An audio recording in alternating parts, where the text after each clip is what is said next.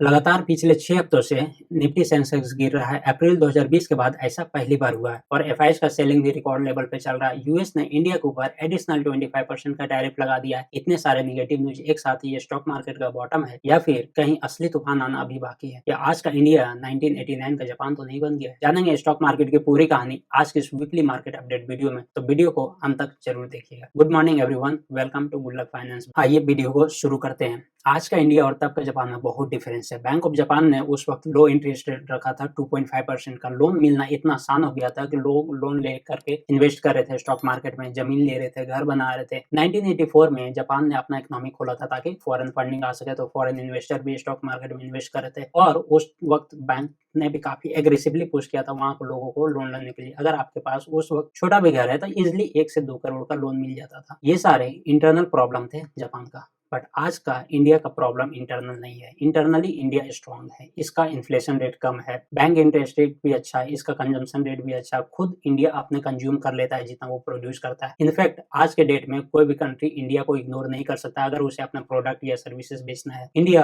आज youngest population in the world है। Japan का पॉपुलेशन काफी एजेड है और उसका पॉपुलेशन भी ऑलमोस्ट 12.5 करोड़ का आसपास था वहाँ, और आज इंडिया का पॉपुलेशन 150 करोड़ है। तो इंडिया अपने आप में सेल्फ सफिशिएंट है। तो इंडिया का प्रॉब्लम इंटरनल नहीं, एक्सटर्नल है, जियोपॉलिटिकल है, मैक्रो लेवल का है। यूएस ने इंडिया के ऊपर 25% का एडिशनल टैरिफ लगाया क्योंकि इंडिया तेल खरीदता है रशिया से, ये कहना है यूएस का। तो इसके बदले में इंडिया ने जवाब दिया कि ये अनजस्टिफाइड, अनफेयर और अनरीजनेबल है। क्यों बोला ऐसा? क्योंकि रशिया से तेल खरीदने में इंडिया पहला नंबर पे नहीं है, वो दूसरे नंबर पे है। सबसे ज्यादा तेल खरीदता है चाइना, जिसके ऊपर कोई टैरिफ नहीं लगाया क्योंकि यूएस को पता है कि रेयर अर्थ एलिमेंट में चाइना हमको देगा नहीं अगर उसके ऊपर भी हम टैरिफ लगाएंगे तो। उसके बाद जो गैस पाइपलाइन 37% यूज करता है को यूरोपियन यूनियन, वहां भी ऑलरेडी डील हो चुका है, टैरिफ का 15% लगाया है। तो सिर्फ इंडिया के ऊपर ही ऐसा क्यों? दूसरी, जो इंडिया ऑयल मंगवाता है रिफाइन करके उल्टा यूएस के भेजता है, उस पर कोई टैरिफ नहीं है। उसके बाद इंडिया को जब ट्रंप ने, बाइडेन प्रेसिडेंट था यूएस का, तो बाइडेन ने ही इंडिया को बोला था कि तेल खरीदने के लिए रशिया से। उस वक्त रशिया से इंडिया 0.3-0.4% पूरा कंजम्पशन का ऑयल खरीदता था, लेकिन आज 35-40% ऑयल परचेज करता है रशिया से। इंडिया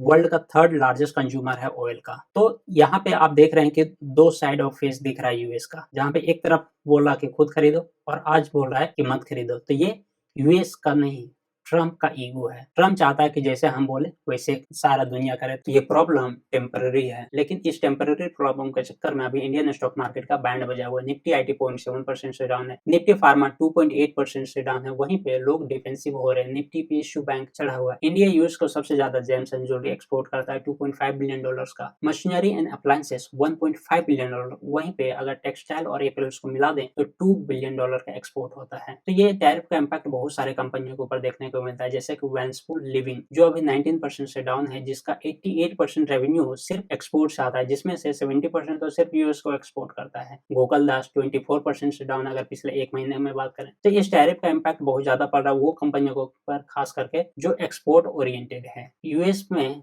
जितना गोल्ड का एक्सपोर्ट करता है इंडिया, वो 30 से 35% है पूरे वर्ल्ड में जितना एक्सपोर्ट करता है इंडिया गोल्ड को। तो जब इंडिया यूएस को एक्सपोर्ट करेगा, वहां पे बहुत सारे कंट्री से भी आता है, जैसे कि दुबई, मैक्सिको, ताइवान, वियतनाम। तो वो सारे का जो गोल्ड है वो सस्ता पड़ेगा अगर इंडिया के ऊपर इसी तरह का 50% का टैरिफ लगा रहा था। बट जितना नुकसान इंडिया को है उससे कई गुना ज्यादा अमेरिकन को है, क्योंकि अल्टीमेटली पे तो वही लोगों को करना, वही लोगों का सामान महंगा होगा। वहां का ऐसे भी इन्फ्लेशन रेट का डेटा अभी आया तो 2.7% है, जो फेड का टारगेट रहता है कि हम 2% रखें। जॉब लॉस, जो अनएम्प्लॉयमेंट का डेटा है वो भी अभी बढ़ा हुआ है, 2,26,000 है। यूएस ऑलरेडी अभी बहुत सारे लोन्स के ऊपर बैठा हुआ है, housing loan, student loan. US का जो डेट है वो ऑलरेडी बहुत ज्यादा बढ़ा हुआ है, तो इसका नुकसान वही लोगों को ज्यादा होने वाला है। अभी आरबीआई का मॉनेटरी पॉलिसी आया है, जिसमें आरबीआई ने रेपो रेट को अनचेंज रखा, जैसे कि हम लोग एक्सपेक्ट कर रहे थे कि कोई चेंजेस नहीं होगा। इन्फ्लेशन रेट 3.7% से घट करके 3.1% आ गया। आरबीआई ने ये भी बताया कि अभी जो रूरल और अर्बन का कंजम्पशन है वो धीरे धीरे रिवाइवल हो रहा है, जो कोविड-20 के बाद से खत्म हो चुका था,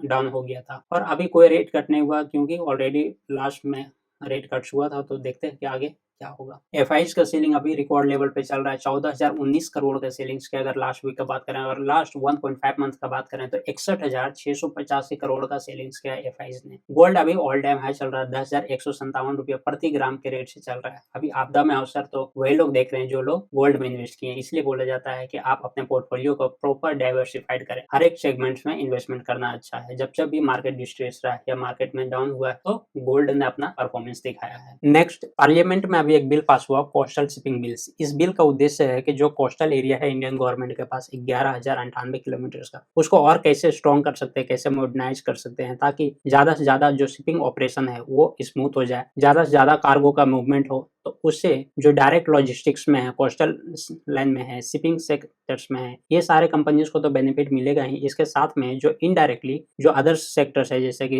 एफएमसीजी हो गया, स्टील्स का, ये सबको भी मिलेगा, क्योंकि जब ये और इम्प्रूव हो जाएगा तो हमारा ट्रांसपोर्टेशन कॉस्ट कम हो जाएगा। जब ट्रांसपोर्टेशन कॉस्ट कम होगा तो इसका इम्पैक्ट बाय डिफॉल्ट हमें पैट पे दिखेगा। Next, stock specific news. MSCI Morgan Stanley capital index जो एक ग्लोबल इंडेक्स है, उसमें 4 नए स्टॉक्स का एडिशन हुआ है। सबसे पहले स्विगी, विशाल मेगामार्ट, हिटैची एनर्जी और वारी एनर्जी। इसमें अब इंडियन इन्वेस्टर्स के साथ साथ में ग्लोबल इन्वेस्टर्स भी इन्वेस्ट कर सकते हैं। नेक्स्ट, पीजी इलेक्ट्रोप्लास्ट जो एक टाइम पे फेवरेट स्टॉक हुआ करता था इन्वेस्टर्स का, आज एक दिन में 20% से डाउन है और पिछले 6 महीना में ये स्टॉक्स 43% से डाउन है। बट ऐसा हुआ क्यों? Q1 FY26 का रिजल्ट आता है और इसका net profit year on year basis पे 20% से बढ़ा हुआ रहता है। हालांकि मार्जिन थोड़ा कॉन्ट्रैक्ट होता है, 8.1% है जो पहले 9.9% हुआ करता था। बट ये फॉल मेजर आया इसका मैनेजमेंट गाइडेंस जो ग्रोथ को लेकर के दिया FY26 का। तो रेवेन्यू का ये गाइडेंस देता है 17 से 19%। अपने आप में 17 से 19% काफी अच्छा है, लेकिन पहले ये 30% का गाइडेंस दिया हुआ था। दूसरा, प्रॉफिट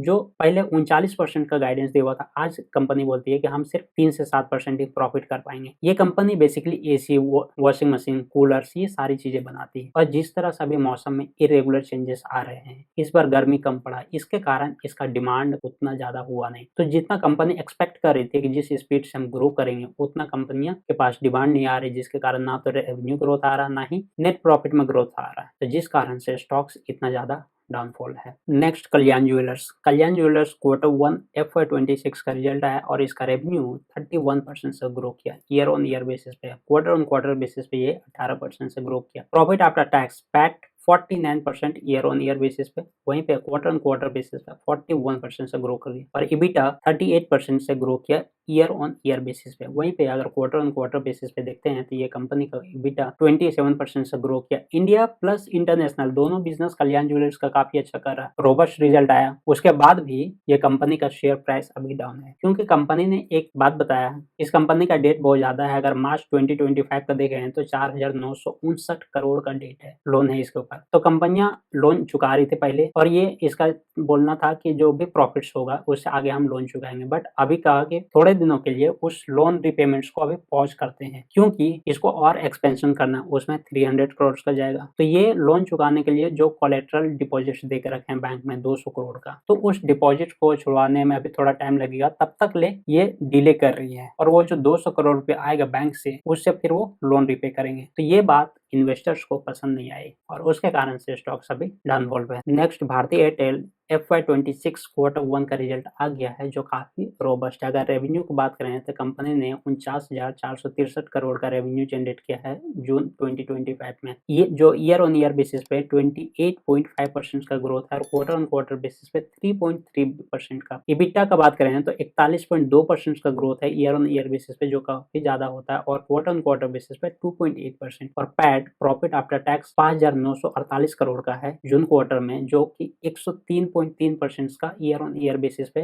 ग्रोथ दिखने को मिलता है, और क्वार्टर ऑन क्वार्टर बेसिस पे 13.9% के। अगर इसका कस्टमर बेस की बात करें तो अभी ओवरऑल 60 करोड़ कस्टमर्स है भारतीय एयरटेल के पास, जो इंडिया में 6.6% से ईयर ऑन ईयर बेसिस पर बढ़ा है लास्ट ईयर का कंपेरिजन में, और अफ्रीका में 9% से बढ़ा है। इतने जबरदस्त रिटर्न देने के बाद भी, इतने जबरदस्त रिजल्ट देने के बाद भी भारतीय एयरटेल का स्टॉक प्राइस अभी डाउन पे है 3%, क्योंकि इसके प्रोमोटर्स ने एक बल्क डील किया, 12,563 करोड़ का शेयर्स बेचा है। जब इतने बड़े अमाउंट्स में बल्क डील होता है तो स्टॉक मार्केट में एक सेलिंग का प्रेशर आ जाता है, जिसके कारण ये स्टॉक अभी डाउन पे है, बट ये टेम्पररी है, लॉन्ग टर्म में अच्छा परफॉर्म। जो भी स्टॉक्स का नाम लिया जा रहा है ये कोई रिकमेंडेशंस नहीं, ये सारे एजुकेशनल पर्पस के लिए। इन्वेस्टमेंट करने से पहले आप खुद का रिसर्च जरूर करें या फिर अपने इन्वेस्टमेंट एडवाइजर से कंसल्ट करें। आज के लिए इतना ही, मिलते हैं अगले वीडियो में, तब तक स्टे इन्वेस्टेड।